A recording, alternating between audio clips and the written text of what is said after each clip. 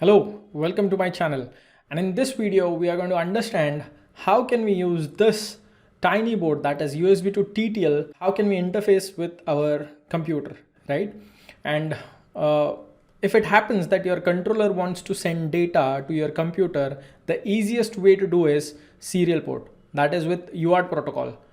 But these days, computers do not come with serial port built in. So that's when this module comes into picture. And this is very much important to bridge that gap because all of the laptop interface handles USB, and it is very difficult to implement USB protocol in any controller. So easiest way is to have this module where our controller will send data in a serial form, and this module is going to convert it into USB, and then we need to handle with some kind of software on our computer.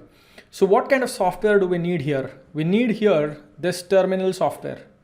Okay, so I've given the link in the description box. You can check this and download it from these links.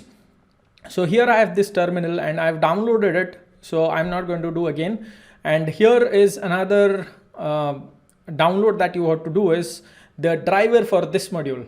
Okay, so this is a module from Prolific. So Prolific is the company which is manufacturing all of these chips, right? All of these chips, and they also provide the driver. So you need to download this driver and get it installed.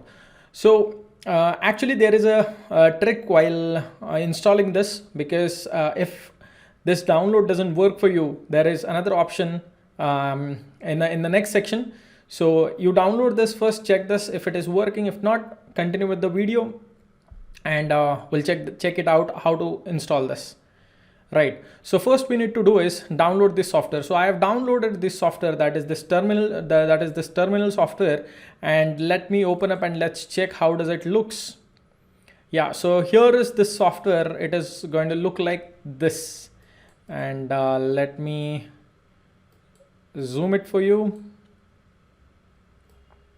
Right, perfect. So this is going to look like this, and here would be all of the COM ports that are available, and here we don't see anything because we have not connected our module to our computer, right?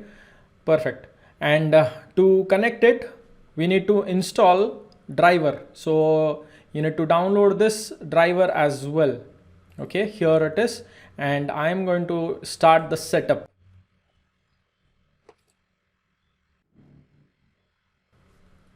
Awesome, so our setup is done.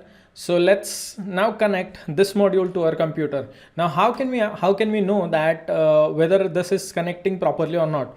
So for that you need to go on to device manager. You have to go on to device manager. Here we have our device manager. Right, and now I'm gonna connect this module to this extended cable. This is the USB extended cable, and I'm going to now connect this to this cable. Now here you would notice that it refreshes, and here we have this COM port available, right? Let me disconnect it and let's connect it back again. So that COM port went away. So here we have connected it again. Perfect. So we have this COM port available. Now let's check what COM port number we have here. Okay, so if you come here and if you do not see any COM port number like COM 1, 2, 3 and so on, that means your installation is not done properly. So this is where you need to use second option. Now here particularly if you check this message, the message is PL232 2303, which is phased out since 2012. So that means this IC is obsolete from Prolific drivers, but you know they keep on coming in the market, and so you happen to buy this thing. But how to install with this? Now there comes the driver which is provided on one of the forum, because I was googling out and I figured it out that this link is going to work for you.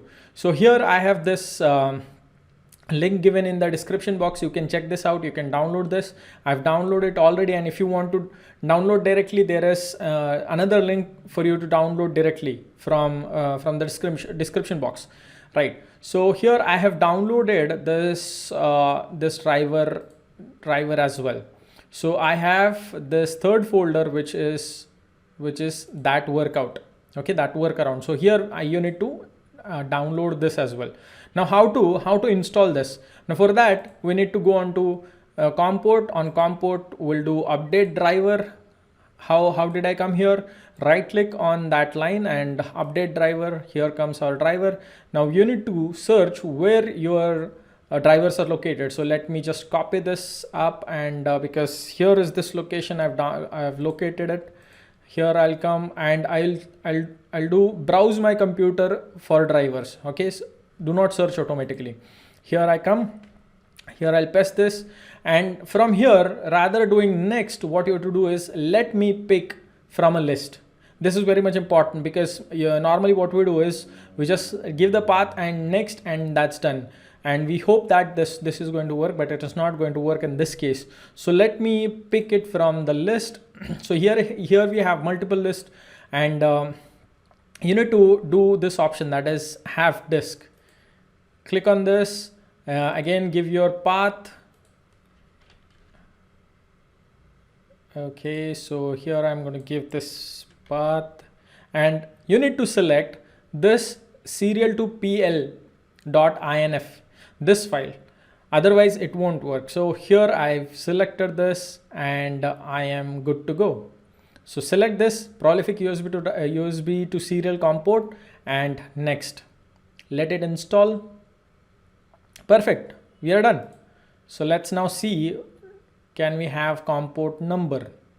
Awesome. So we have got comport number available, that is prolific USB to serial comport 5. Okay, so that's how we have properly installed, and we have comport 5 available. Now you can also change the number if you want. You can come here and in properties comport setting, advanced, and here you can choose whatever number you want. Okay, that is COM3 and 4 are in use, so you cannot choose those two. Otherwise you can choose any number that you want, right? So it's good practice to have COM1 as your normal comport number. So I'm going to give this number as COM1, so I'm going to say okay and okay. So my comport USB to serial comp port is now 1. Okay, so here we are done with device manager setting, and we should be able to test it. Now if I see here, I do not see any comport. Again, we need to restart this application. So root to restart, I come here, terminal, and let's open this up again. Now here we have this comport 1 available. Awesome. So connect this, let's select this, and we are going to say okay, connect. Now but how to test? Now what to test? How to test? So here we have this transmit window. Here whatever you type in, it is going to get transmitted through serial port. Okay, through serial port, and whatever comes in is going to get displayed over here. Now what I can do is I can type down here, that is Q. I'm typing down Q, but I am not receiving anything because these two pins, RX TX pins, are open, right? So what I'm going to do is I'm going to take a short link, and let's short down our TX RX pins. Okay, so I've shorted TX RX pins, if you can see. And this TX RX pins are shorted now. Awesome. So now what can we do is, once we click now here, what is happening? This is getting transmitted, and since it is short, it is getting back reversed. Okay, so we have received the data as well. So here I have these numbers. You can see that whatever I type in is getting displayed on our serial on our receive section. This is our receive section, this is our transmit section. Now here we have this option called, let's say I wanted to send this message. Okay, so here I was typing it out one character at a time. Here is possibility that I can send complete string. So here I put the string, and I can say send. Now it is going to get displayed over here. Awesome. Now what can I do is if I keep on doing it, you can see that it gets displayed over here. Now I can provide carrier return as well. Okay, carrier return as well. So if you click here, it is going to give you carrier return and line feed as well, or here only carrier return is also possible. So carrier return, what happens with carrier return is you can see it comes off onto second line. Okay, it comes onto second line. Now it happens that few of your applications would need carrier return and line feed as well. Okay, so if you click here, so you will be getting those two characters here, right? Carrier return and line feed. So if you don't want, you can simply put carrier return and you will get your data likewise. Perfect. Awesome. So this way we have tested our module, and that is it with this video. Type in the comment box what did you like about it, and I would love to reply you back. Awesome. So see you in the next video.